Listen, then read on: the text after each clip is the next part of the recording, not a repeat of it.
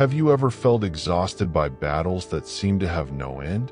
Discussions that only drain their energy, conflicts that repeat themselves as a vicious cycle, and that feeling that, no matter how much it fights, nothing really changes? Perhaps he is trying to win the wrong way. And if I told you that it is possible to win without fighting? That the greatest masters of strategy from Seneca to Marcus Aurelius have found that true power is not in brute force, but in the clarity of thought, calm in the face of chaos, and the art of choosing how, when, and if it is worth reacting. This is not a manual on how to beat others. It is a map to beat yourself.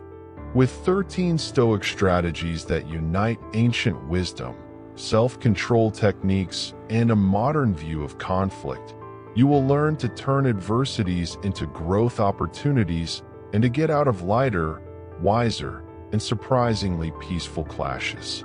Get ready to change the way you face everyday problems, from work to personal relationships.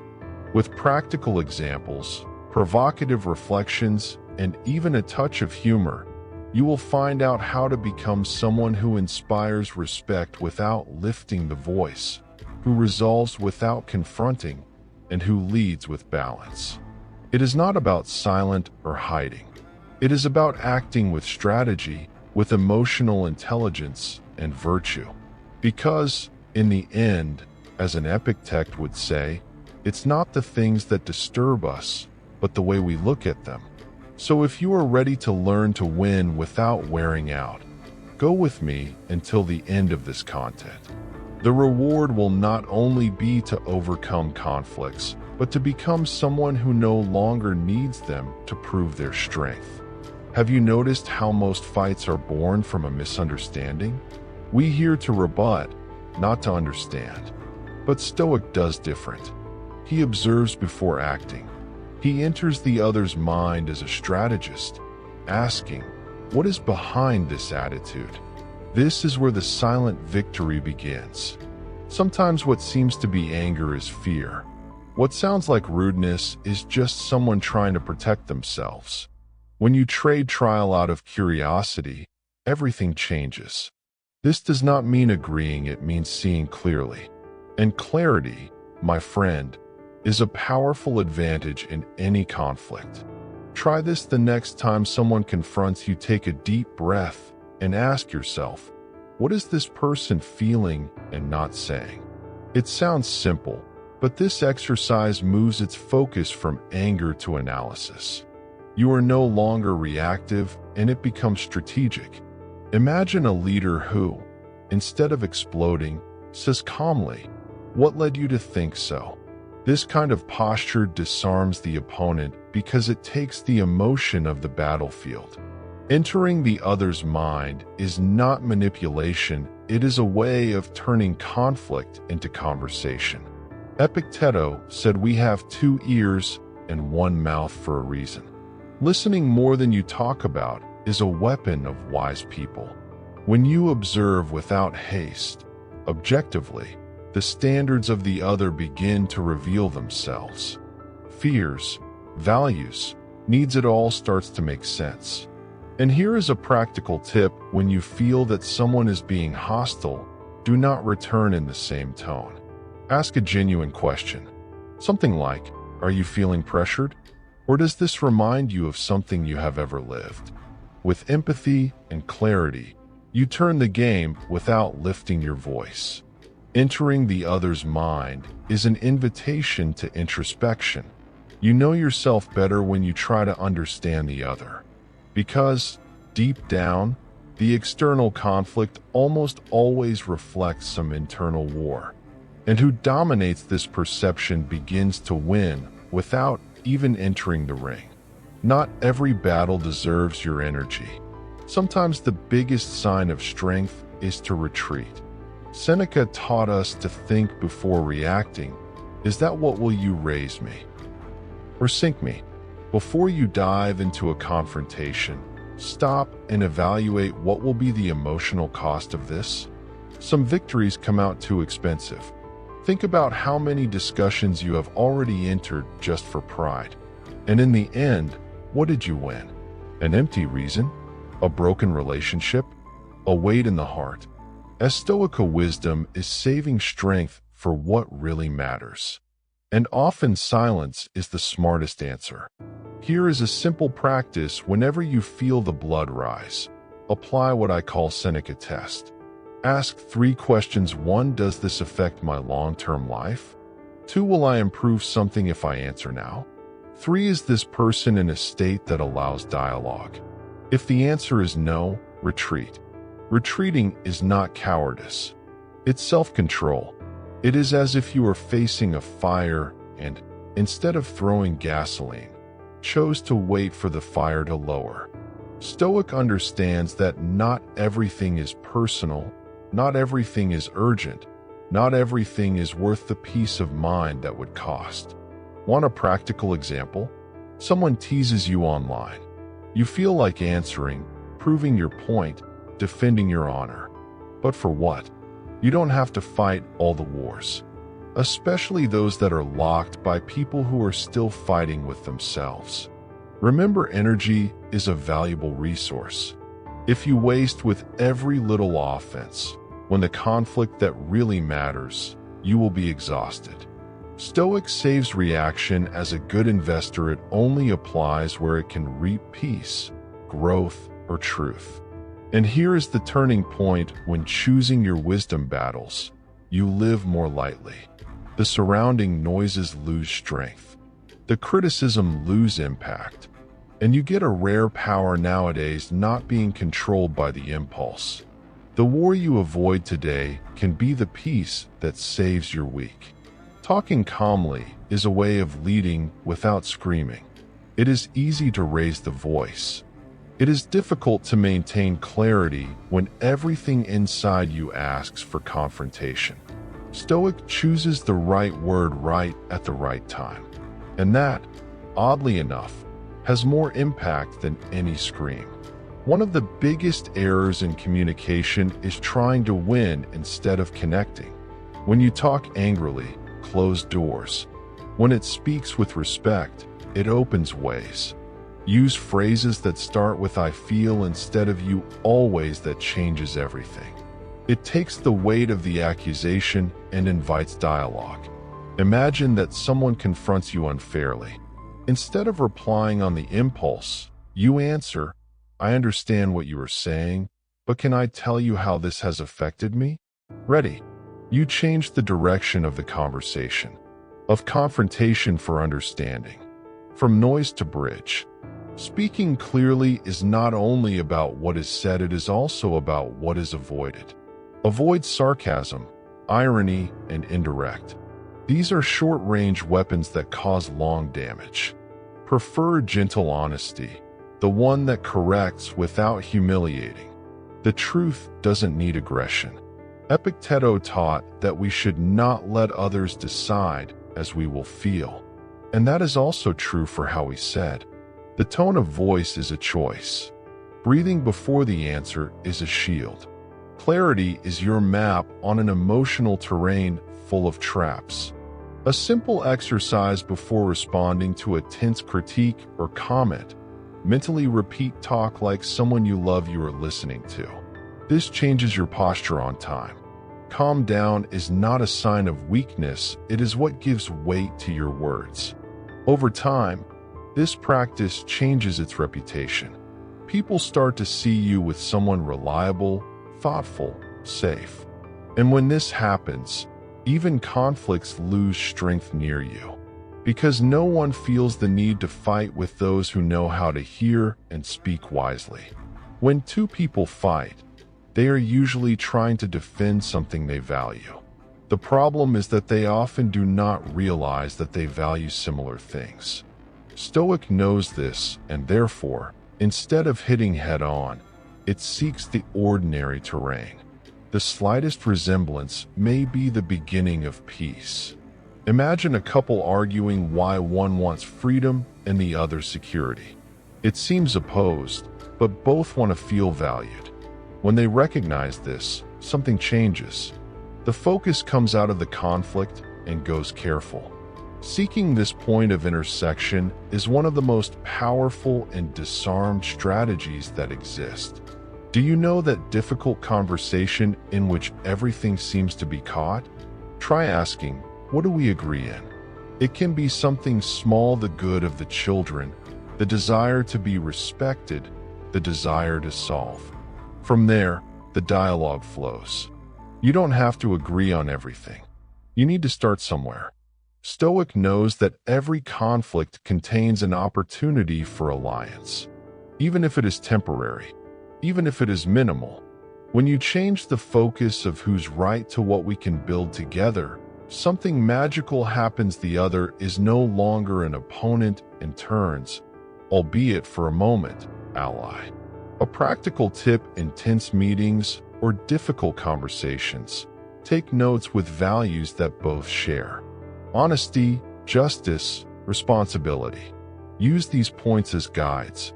Say phrases like, I know we both value transparency, or I believe we both want the best result. It works. It is like planting seeds on hard soil. It doesn't always sprout on time, but it starts to break the rigidity. Stoic insists on this path not by ingenuity, but by strategy, because he knows every war is more difficult when he begins to see the other as a human being. And when this posture becomes habit, you live differently. The conversations are lighter, the most mature relationships. Best of all, you find that a lot of conflicts didn't even have to happen, only someone was willing to look for the ordinary flaw. Glad this can be you. Trying to convince someone with arguments that only make sense to you is how to speak Greek with those who only understand Mandarin. Stoic understands that. He observes, listens, identifies the values of the other, and speaks from them. It is not manipulation. It is strategic respect. We all have something we consider sacred: justice, family, freedom, faith. When someone touches these points with empathy, the low resistance. You may even disagree with someone, but it is shown to understand what drives this person. He listens differently. She listens with her heart, not only with her ears. Want an example? When arguing with someone very rigid, instead of saying, "You're adamant," say, "I know you value order and responsibility and I admire it, but is there an alternative that preserves it and still solves the problem?" Change the mood, you realize? This approach is especially useful in work environments. Instead of getting into a straightforward clash with a colleague, try to understand what is behind his position.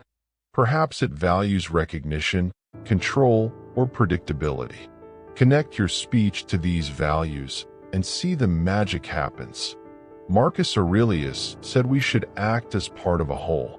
This includes understanding that other people, even when they seem difficult, are trying to protect something important to them. When you show that you respect this, even disagreeing, the dialogue opens. The resistance transforms. If you want to put it into practice, do the following before an important conversation. Write down what you think the other values. Then set up your speech by aligning your ideas to these points. It's like building a bridge with the stones that were once on the way.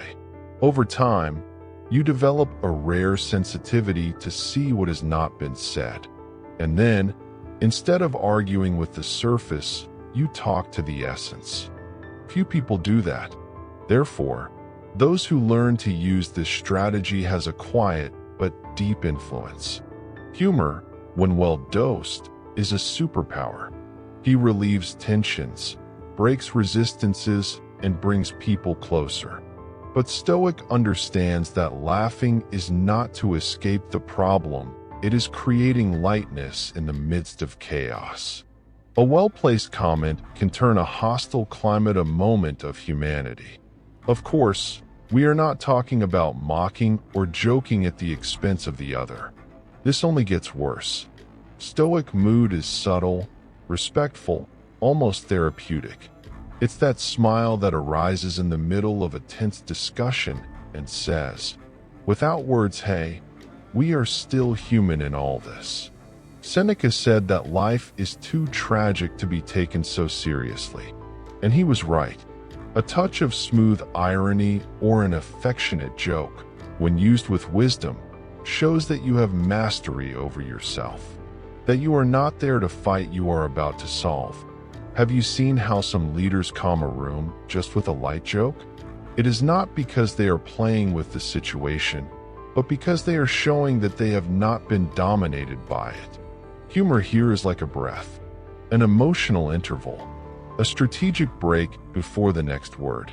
If you want to apply this on a daily basis, observe the moments of tension and ask, is it a light joke here? If it is something that includes the other and do not expose anyone, go ahead.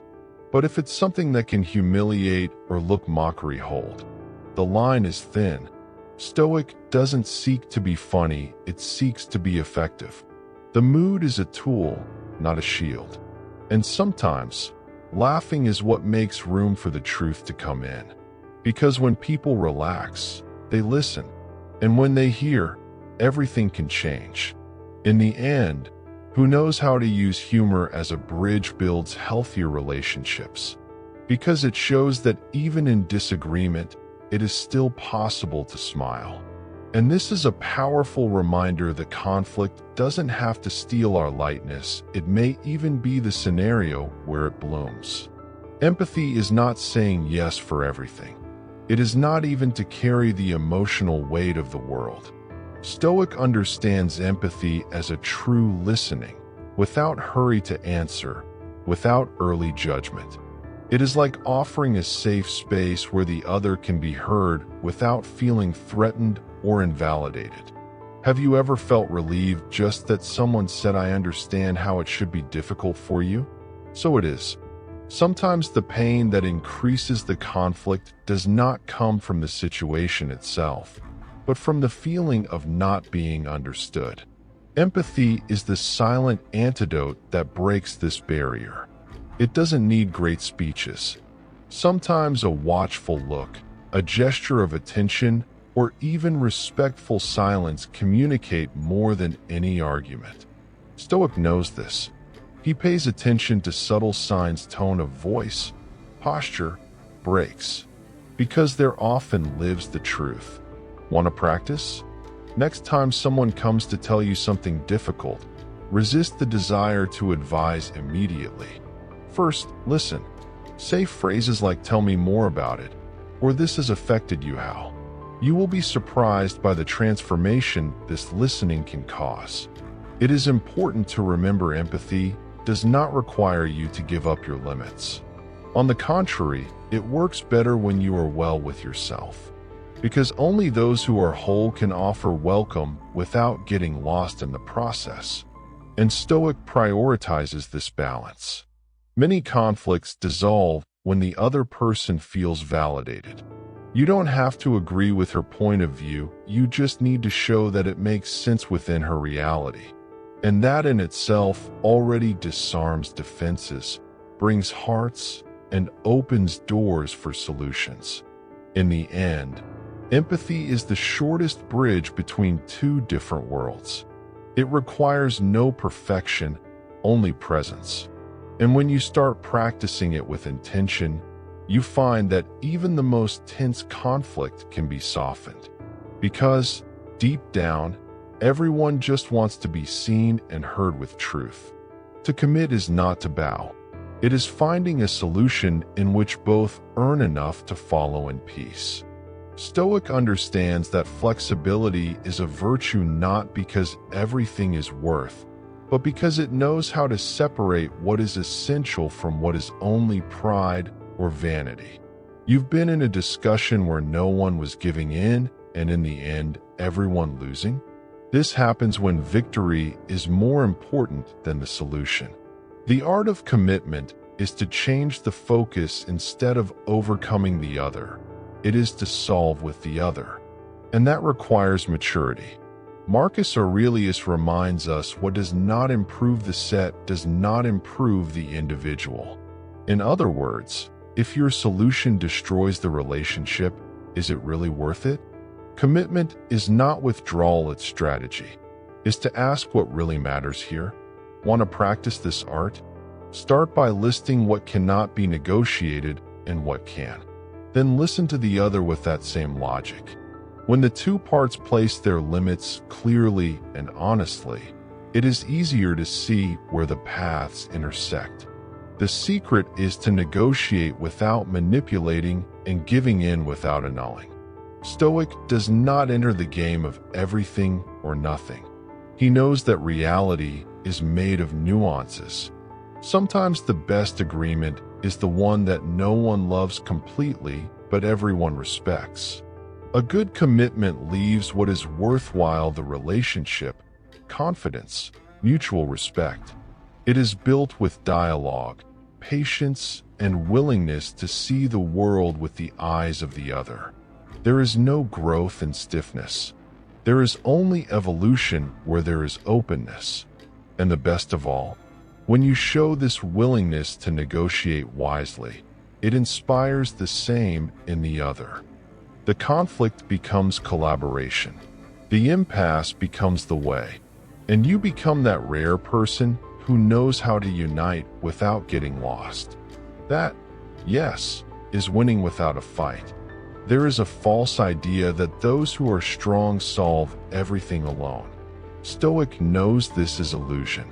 Knowing the time to ask for help is one of the biggest signs of self-awareness.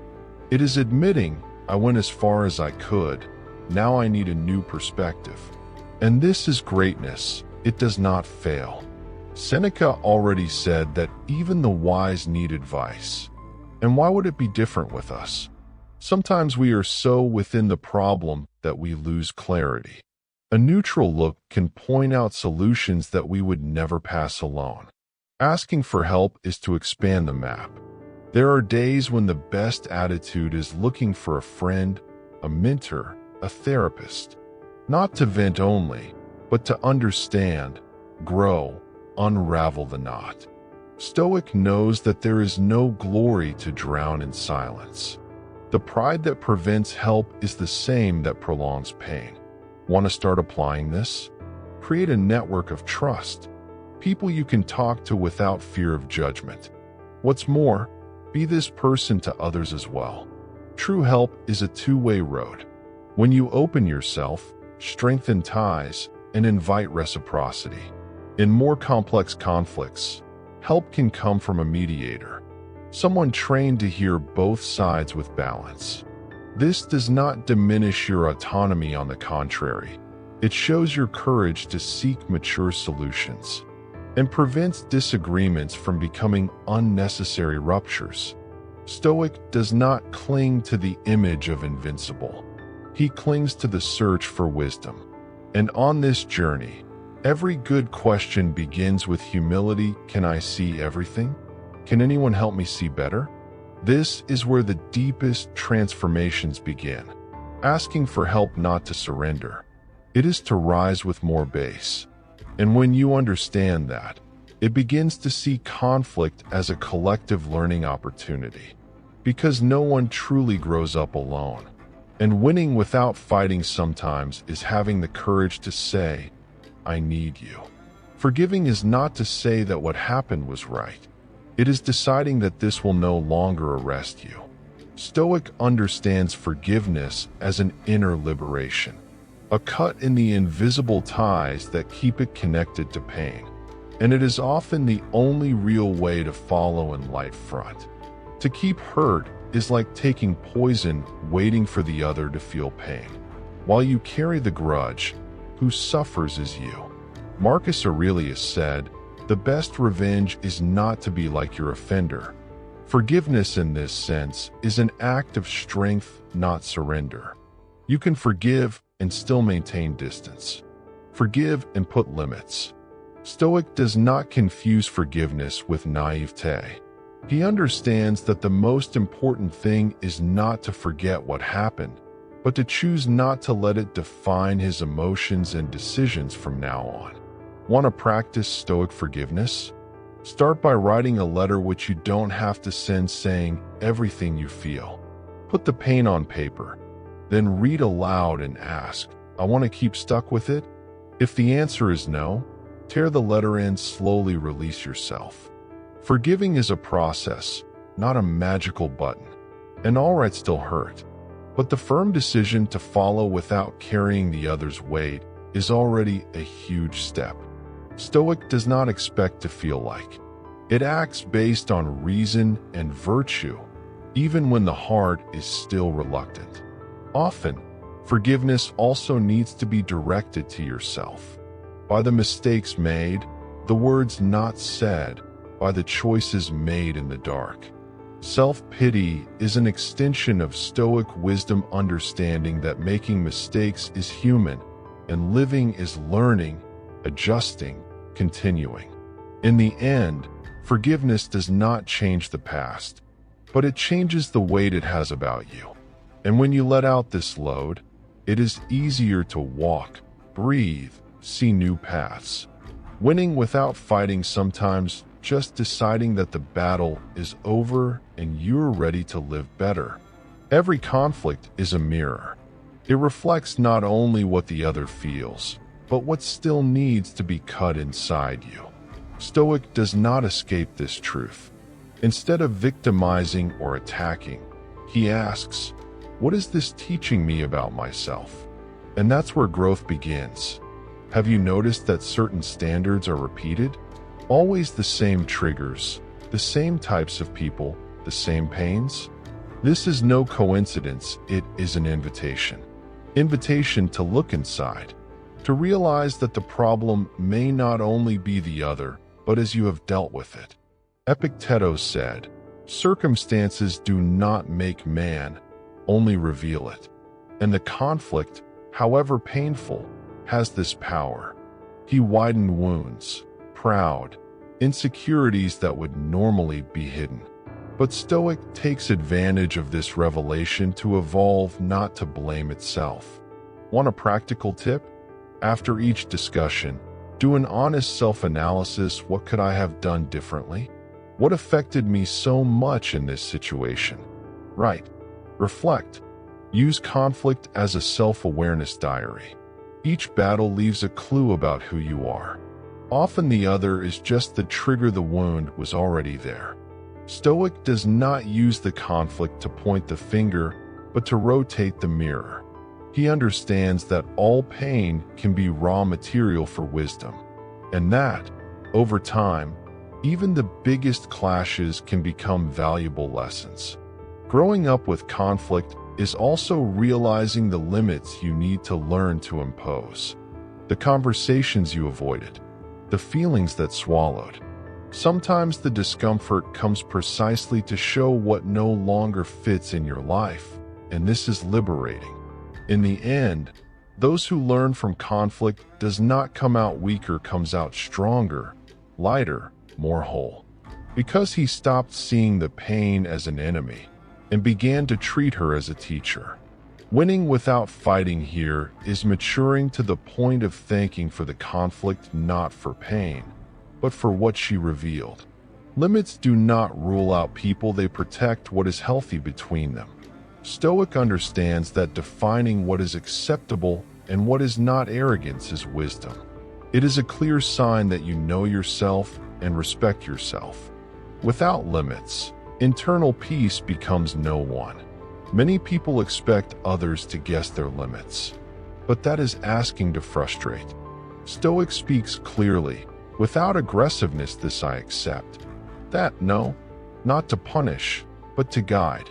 And when this posture is kept consistently, conflicts decrease because others understand their territory.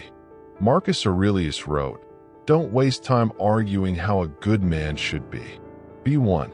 And a good man or woman knows how to position himself firmly, but without hostility. It is possible to say no kindly, and that has much more strength than any scream. Want to start practicing? Note the moments when you feel exhausted. What did you allow beyond what was healthy? What conversations, tasks, or relationships invaded spaces that should be yours? Name these points and transform this clarity into firm and honest limits. Remember, to impose limits is not to be insensitive. It is ensuring that you will continue to present healthily. People who really respect you will understand, maybe not immediately, but over time. Those who do not understand well, maybe they are in your life just to teach you to position yourself. Stoic need not raise walls, but build gates. He chooses what comes in, what comes out, and what remains.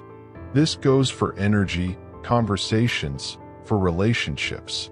When you learn to protect your internal space, it relates better to the external world. In the end, boundaries are not a barrier, they are well-built bridges. And by defining them, you not only protect yourself, you teach others how to love you the right way. To win without fighting, in this case, is to become unshakable inside, because you have learned to take care of what really matters, your peace. You cannot control what happens, but it can and should control as it responds. Stoic knows that the reaction is the point of choice between chaos and wisdom. Breathe before acting. Think before you speak. Observe before deciding. It changes everything. Because those who react on impulse deliver power. Epictetus said, "It's not the things that disturb us, but the opinion we have about them." Notice it. The same fact can generate anger at one and serenity in another. The difference? The way they interpret. Control your reaction is to control the filter with which you see the world. Want a simple and transformative exercise? When something irritates you, repeat mentally, "This is external. My reaction is internal. I choose how to answer." It sounds small, but this phrase has the power to disarm internal explosions before they cause external damage. It is normal to feel angry, frustration, sadness. Emotions are not the problem is letting them decide for you. Stoic welcomes what it feels, but does not deliver the rudder. It allows emotion to pass, like a wave, and only then act clearly. To control the reaction is also to perceive the triggers. That phrase that gets you from seriously. The attitude that hurts you. Recognizing these points is the first step to shield. Stoic maps these internal traps, not to escape them, but to be ready when they appear. Constant practice generates something precious: presence. You stop living in automatic mode. It starts to respond instead of just reacting. And that, in everyday life, makes you more reliable, more balanced, more admired. Because few things are as strong as someone who dominates himself. In the end, controlling the reaction is like carrying an invisible armor. The world remains the same, full of provocations, unforeseen, and challenges. But you change. And when you change, everything around you begins to reorganize. To win without fighting here is not to be overcome by yourself. How many battles have you waged that could actually be avoided? How many times have you reacted on the impulse, just to realize that there was another way to deal with? Stoicism offers no magic answers, it offers tools. And now you have 13 of them in your hands. What will you do with this knowledge? Will you let you get dust inside your mind, or gradually start changing your way of acting, reacting, and solving? Remember, winning without a fight is not about escaping. It is about choosing wisely, the kind of victory that builds and does not destroy. So, how about reflecting today? In which area of your life can you apply one of these strategies? Which conversation can be resolved with empathy? What limit needs to be placed clearly? What forgiveness needs to be given even if it is silent? Transformation happens when you decide to use what you have learned. One step at a time. A contained reaction, a calmer answer, a more conscious choice. And suddenly, without realizing it, you become the one who inspires peace instead of spreading war. If this content made you think, touched you, or helped you in some way, take the opportunity to subscribe to the channel Enjoy this video and activate notifications. Every day has new content to help you live with more clarity, strength, and balance. And remember, wisdom does not accumulate, it is practiced.